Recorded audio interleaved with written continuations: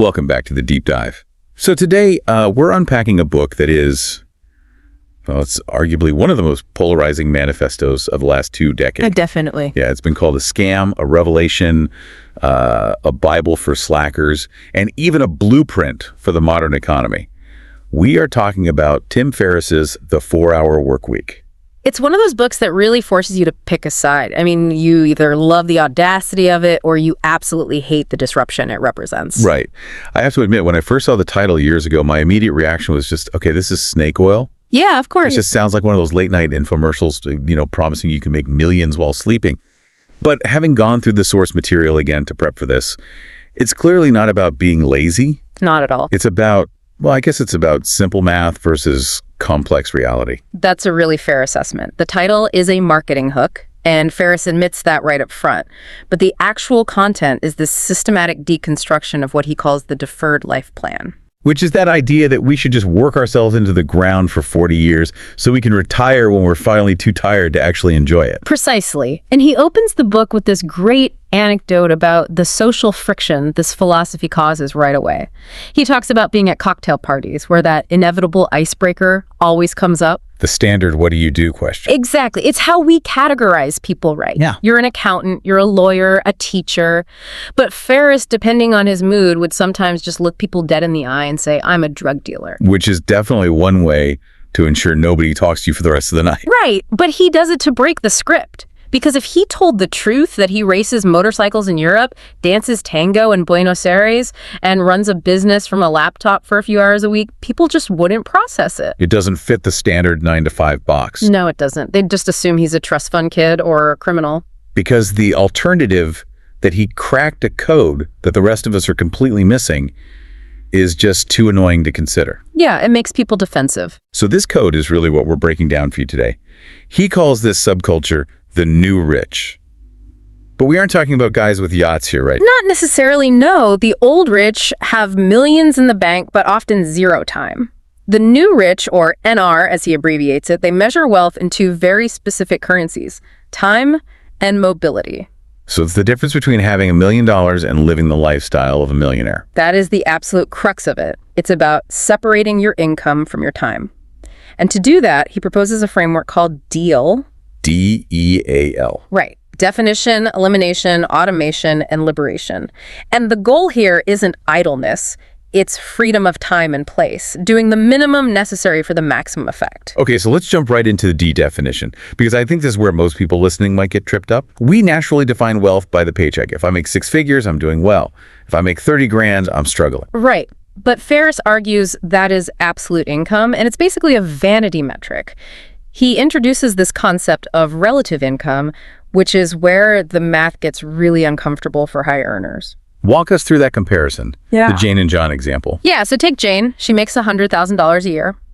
Then take John, who makes $50,000.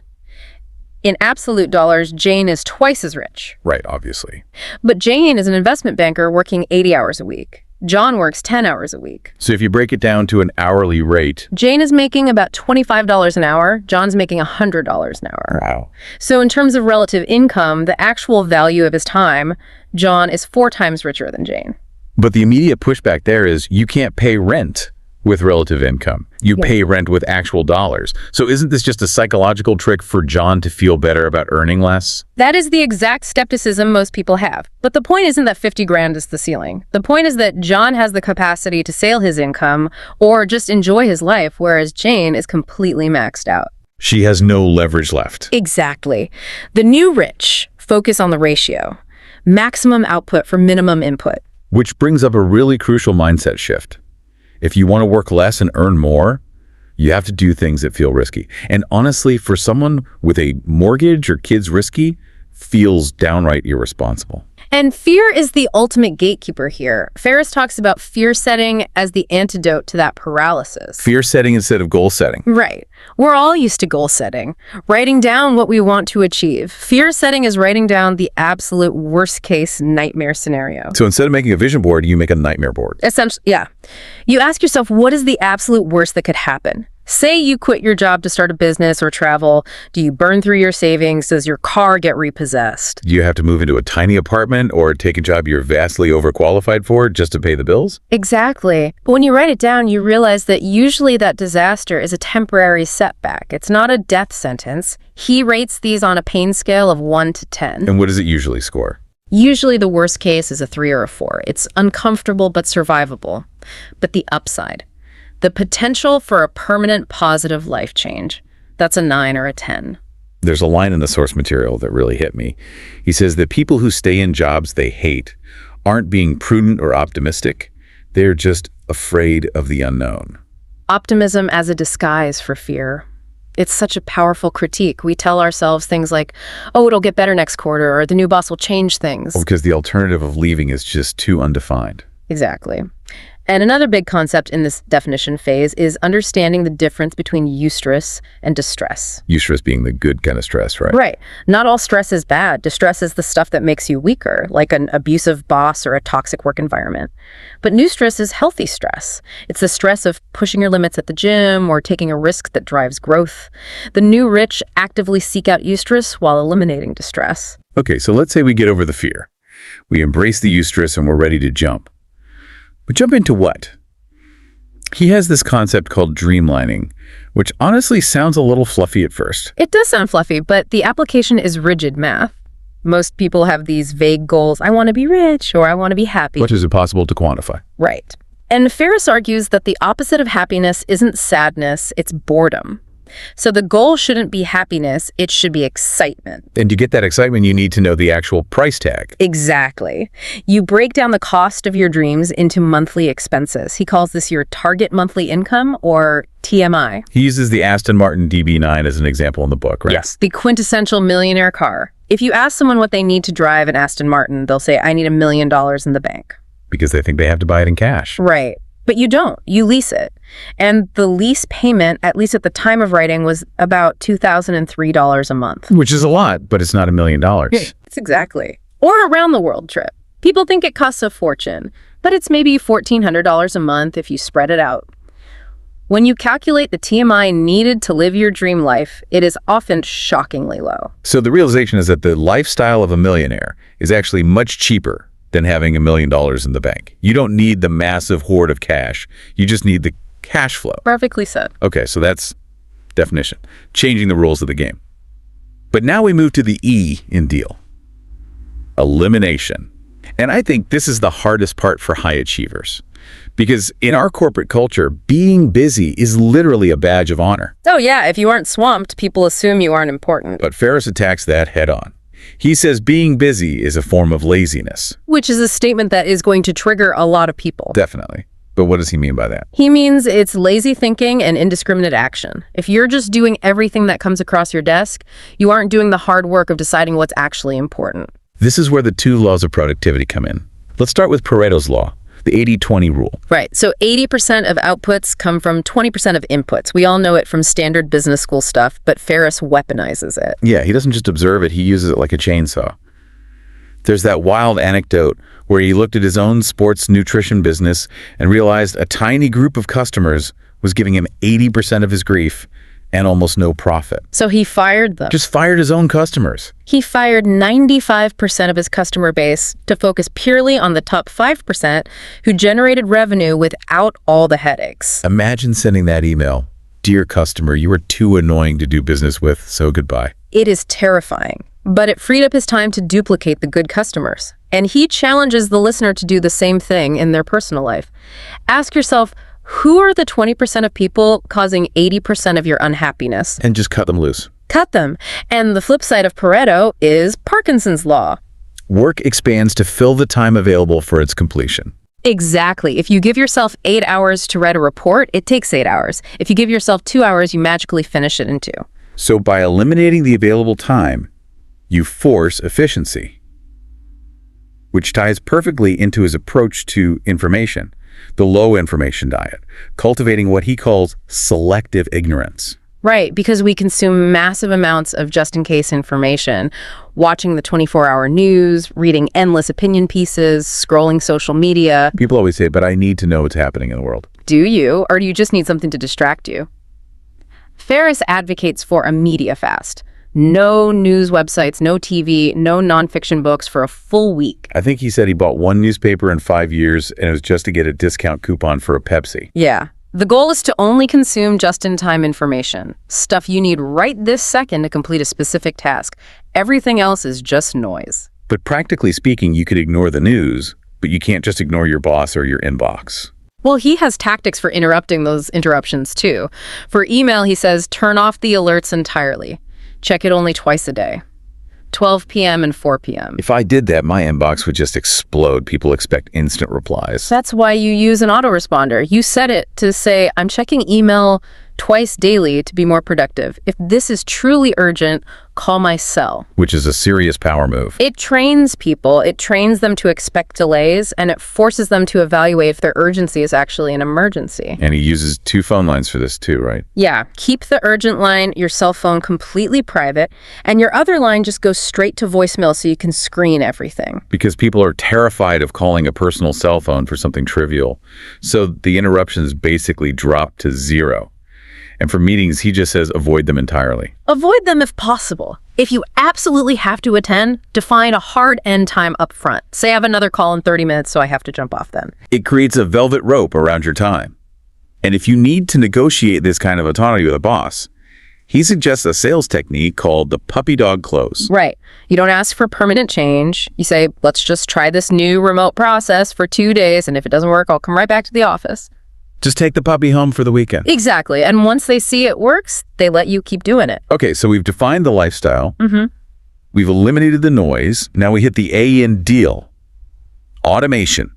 Outsourcing your life. This is the holy grail of the new rich. This is where you truly separate time from money through geo-arbitrage.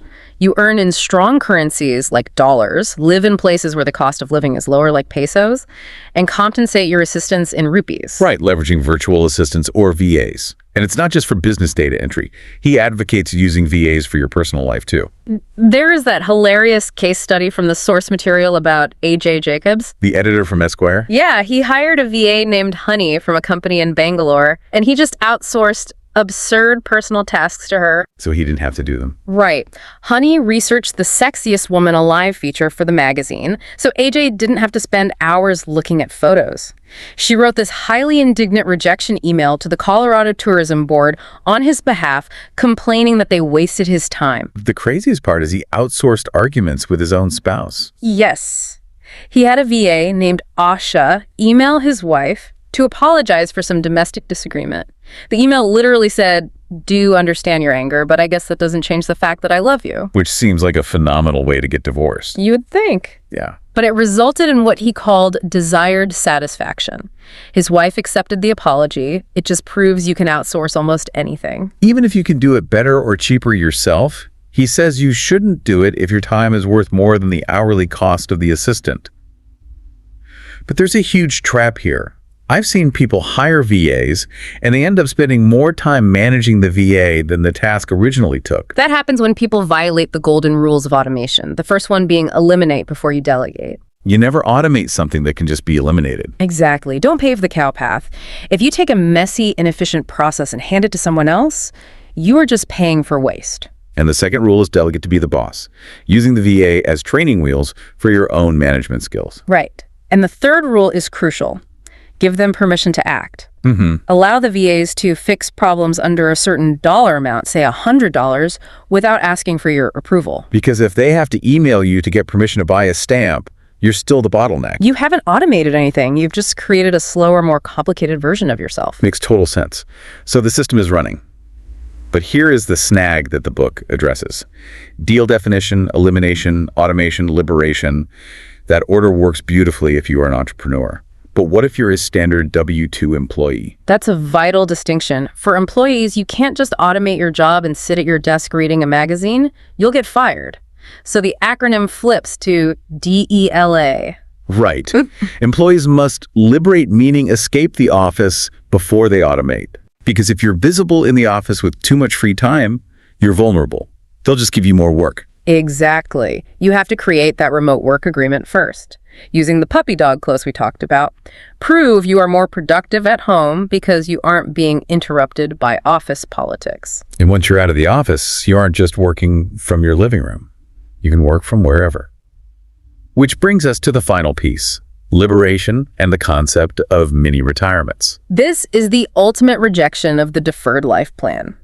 Instead of hoarding 30 years of retirement for the very end of your life when your energy is low, you distribute recovery periods throughout your life. So taking 1 to 6 months off to relocate. Right, but it's not a vacation. A vacation is an escape. Yeah. You go somewhere, you binge drink or just numb out, and then you go back to the grind. A mini retirement is a true relocation. You move to Thailand or Argentina, where your currency goes way further. You learn the language. You actually live there. But the fear that stops everyone from doing this is the resume gap. If I vanish for 6 months, won't HR departments look at me like I'm completely unemployable? That's old world thinking. Ferriss argues that reality is negotiable. If you frame it correctly, say, you tell them, I had a once-in-a-lifetime chance to travel the world and study a new culture, most employers will actually be envious or deeply interested. It makes you the most interesting person in the interview room. Exactly. It shows initiative, not laziness. I guess unless you're interviewing with a hardcore deferrer who resents you for doing what they were too afraid to do. Sure, that's a risk. But do you really want to work for that person anyway? Good point. So looking at this whole deal-a-deal framework, it's pretty clear it isn't literally about working exactly 4 hours a week. It's a philosophy of leverage. The title is just the hook. The core message is that the rules of the real world are mostly just a fragile collection of socially reinforced illusions. Work 9 to 5, retire at 65, answer every email within 5 minutes. They aren't laws of physics, they're just bad habits. And he reminds us that the timing is never right. Someday is a disease that will take your dreams to the grave with you. Man, that is heavy but true. Yeah. And to help break those social habits, Ferriss actually gives the reader homework. He calls them comfort challenges. I love these because they are just excruciatingly awkward to do. The goal is to basically inoculate yourself against the fear of social disapproval. What's the one that stands out to you? Definitely the eye gaze challenge. Oh, yeah. For 2 days, when you speak to someone, anyone, a colleague, a barista, you gaze into their eyes and you do not break contact until they do.